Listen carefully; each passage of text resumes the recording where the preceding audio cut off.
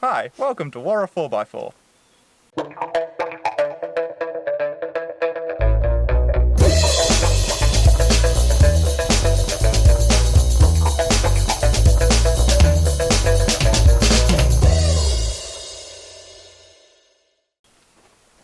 The keen-eyed viewers will probably realise a couple of differences. First, it's back! Second, there's no Chris. So yeah, no Chris unfortunately. He's still over in South Australia and the borders, I can't imagine they're going to open anytime soon. And yeah, so to get around that, I went on to wish.com to try and find a replacement. And I ordered one, and it got here, and this is the result. Hi. As you can see, it doesn't even have the right Japanese ute. So, yes. Don't know what to make of this. Well, it's definitely not a Hilux, that's for sure. No, it's not a Hilux. It'll be fine. We shall carry on. And with that done and out of the way, it was time to air down the tyres and head off. We're down here today in the Avon Wilderness area of the Victorian High Country, not to be confused with the Avon River in Western Australia, just northeast of Perth.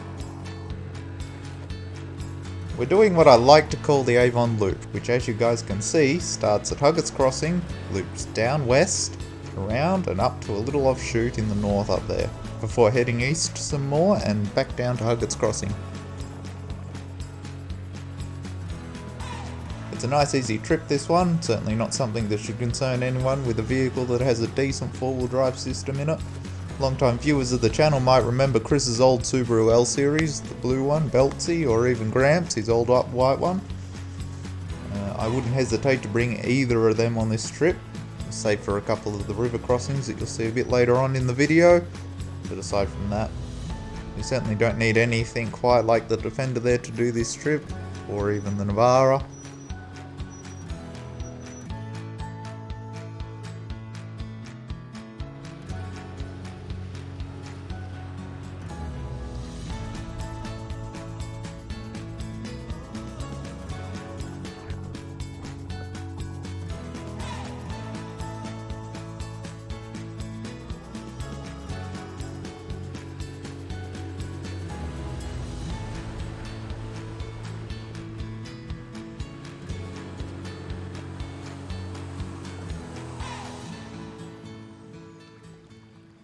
So anyway, we've come across the first of the, what would you call it, proper river crossings? Yeah, I've got a proper river crossing. Yeah, there's a couple of streams and all that, one of which we got a little bit of footage of, but yeah, no, it was proper. Nothing more than a car length. Proper river crossing.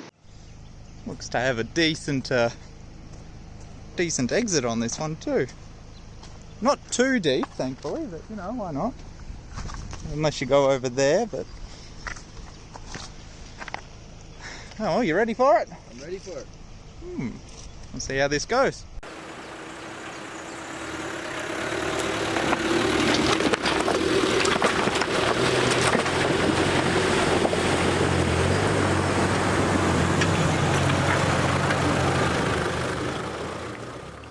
Alright, so it turns out I was a little wrong on my analysis with this one. As you guys can probably see, the exit on this one can get a little bit deep.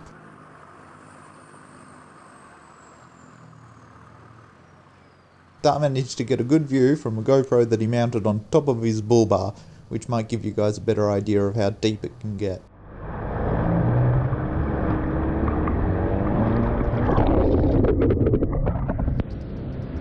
There you go, Dart implementing the tried and tested method of when in doubt, power out. That's about the only spot that would give me concerns about using a smaller or a stock vehicle. Well, that and one of the crossings a bit later on in the videos. If you have a snorkel or perhaps use the tarp, as people do, then you shouldn't have any problems. And with that, we continued following the banks of the Avon River.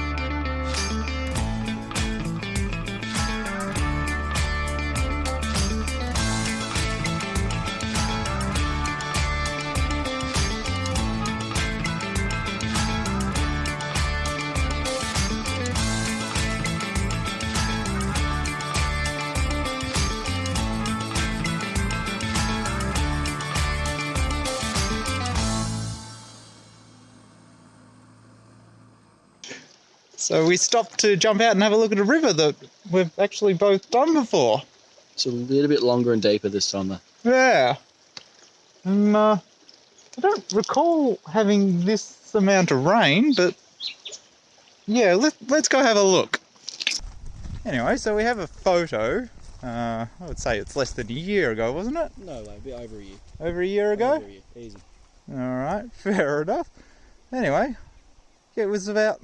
I'm sure that we were parked a lot closer to the edge of those trees up there, on that sort of weird peninsula bit. I reckon it was about half this distance. It must be. Which sort of begs the question on how deep it's going to be.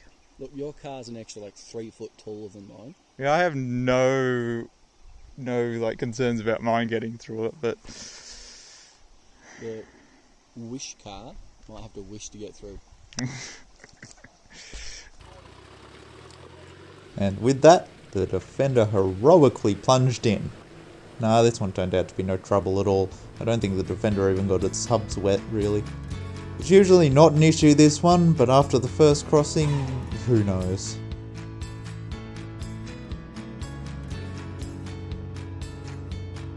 Dart even managed to make it through without using his power out failsafe. He did end up taking a slightly different line to me, which as you can see on the camber of his car, there are a couple of deep spots in this area which Dart managed to find at the edge of, but for the most part, if you keep your eye out, you should be fine.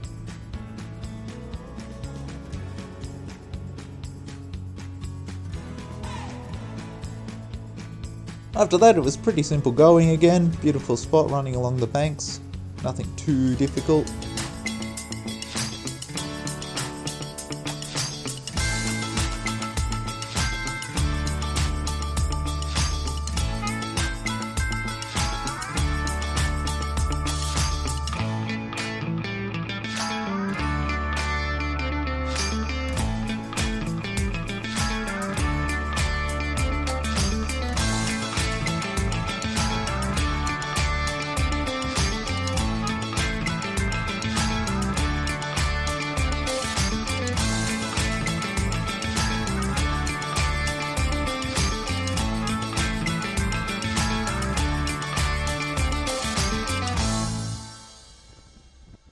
At one point we came across an obstacle in our way, so we stopped to have a look. oh, they've got a gate and everything there now. The tree's not enough. You would think it would be, yeah. It's one of the problems with going up to the high country is that you'll find tracks that you want to take either covered by tree, which we do have our chainsaws, I will admit. We do have our chainsaws and we could probably get through it. We'll find a way. Oh, well, you can go around. That's no real problem. Is this actually the way you wanted to go? Yeah, I wanted to go up there. But we've also got See, I haven't... private property here, so... Which I didn't know last time came through here, but yeah, apparently private property. We are in the middle of nowhere. We are. Absolute nowhere. But there's a private property. Yeah. Oh, well, I suppose we'll respect it. There's not much we can do. There's a gate up there as well, but yeah. Last time we came through here, there was a whole bunch of trees. Do you remember that? Yeah. Yeah. But yeah. Oh, well, we shall continue on. So it's not too uncommon in the high country to come across areas of privately owned land. In my experience, for the most part, the owners generally leave the area open and allow traffic to go through their properties. In this particular case, there was a gate, so we decided to respect it, as you should. Take a look at a map and find another way around. That means that we've got an extra 1.5 kilometres, about that, to go around the private property. I turned it into a mirror.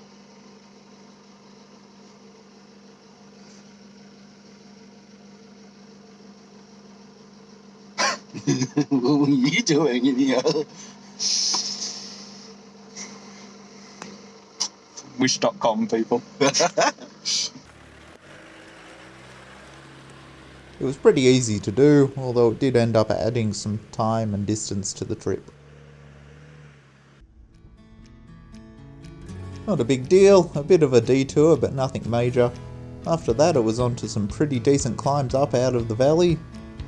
Probably the most difficult part of the loop. Again though, nothing really too concerning. The track degrades a bit here. I was going to get some footage of it, but well, that happened. Essentially it just becomes steep and shaly, but you'll eventually find the grip you need if you keep at it. I definitely recommend bringing another well-equipped vehicle along just in case. And so we come to my absolute favourite spot of the Avon River, the offshoot at the top. Absolutely spectacular spot, well worth checking it out.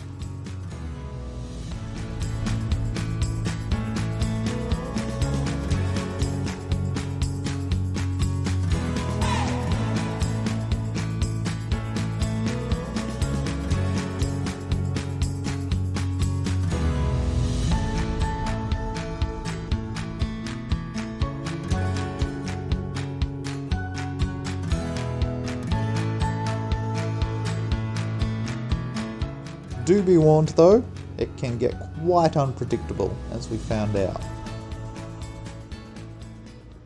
Alright, I want to explain a couple of things about the Defender here, although I should really do a video on it at some stage.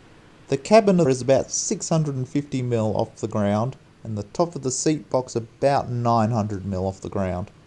On top of that, there's literally 3 wires in the engine, and if you know what you're doing, you don't need any of them in order to get this thing going.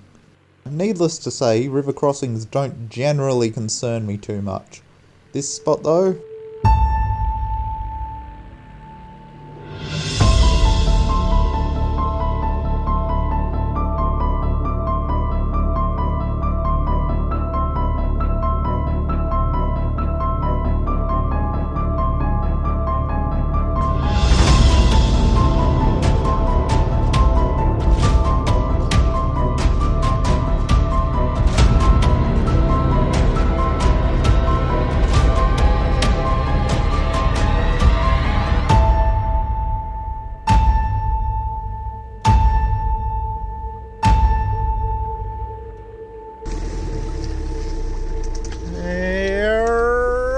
well, I made a mistake trying to cross that one.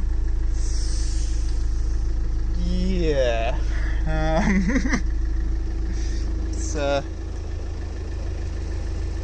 Yeah. I'll see if I can get out of it.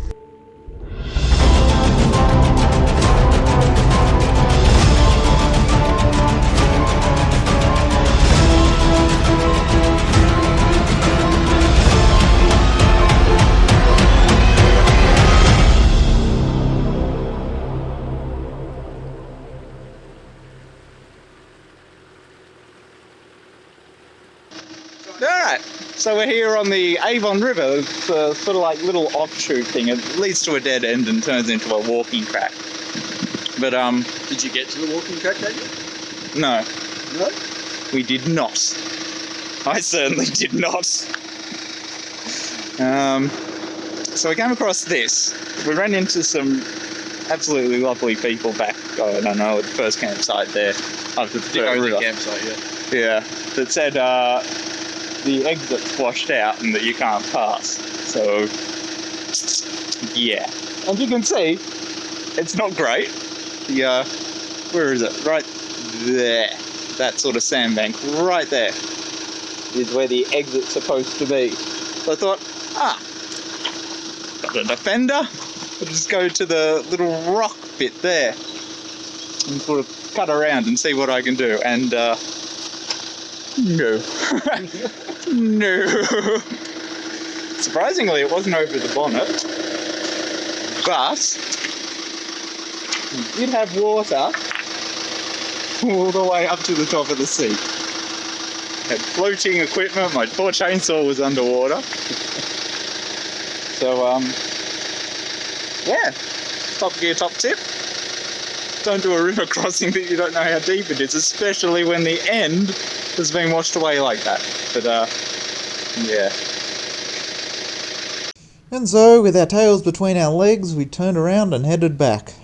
It's a shame, really. We missed out on some absolutely stunning scenery and some really awesome river crossings. Although, I do remember one time doing this particular section of track, where one of the guys in the group ended up going for quite a deep line through one of the river crossings and ended up flooding out his engine. We had to spend the entire night on the sides of the bank rebuilding his engine and intake system and all that kind of stuff in order to get the car going enough so we could get out of the area. But yeah, that's a story for another day. There wasn't too much to film from this point on really. We ended up stopping at one of my favourite campsites in the Victorian High Country. Although quite frankly the video doesn't really do it justice. Then it was a fairly long drive back to Huggett's Crossing. Alright guys, that pretty much does it for our trips through Avon River. Probably going to wrap it up here, it's getting a little bit too dark. Got one last river crossing left to do before we hit Huggett's, and then I guess it's time to go air up, get some food. Yeah, wasn't a bad trip I suppose. It's a successful trip. Yeah, it's good. Wasn't too much to like film on the way back through since the last camp spot, but yeah. It's good. If you get the chance, you may as well come out. Why not? That's a good trip, recommend it. Absolutely. And it's open all year round. It is. Yeah, absolutely. Let's do more often. Oh, tell me about it. And that about does it for the Avon River trip, guys. I suppose I should give you a bit of context about this video and the plans for War of 4x4 going forward. Given the current state of things in Australia, what with COVID and the borders being closed, Chris and I have been talking the last year or so about what we can do given the situation. Obviously, it's a bit impractical to wait for the borders to open every time we want to do a video, so on top of upgrading our equipment, we've decided to try and do our own individual trips, in order to bring you guys more frequent and regular content. That's not to say Chris and I will never do another trip together, quite the opposite actually. We have an epic planned trip for the high country, assuming the Defender holds together unlike last time, for when Chris can come back over.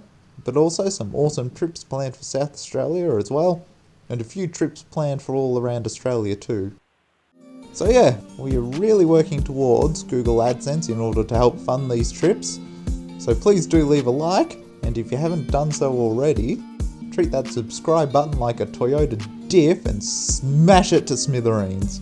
And as always guys, thanks for watching, you absolute legends.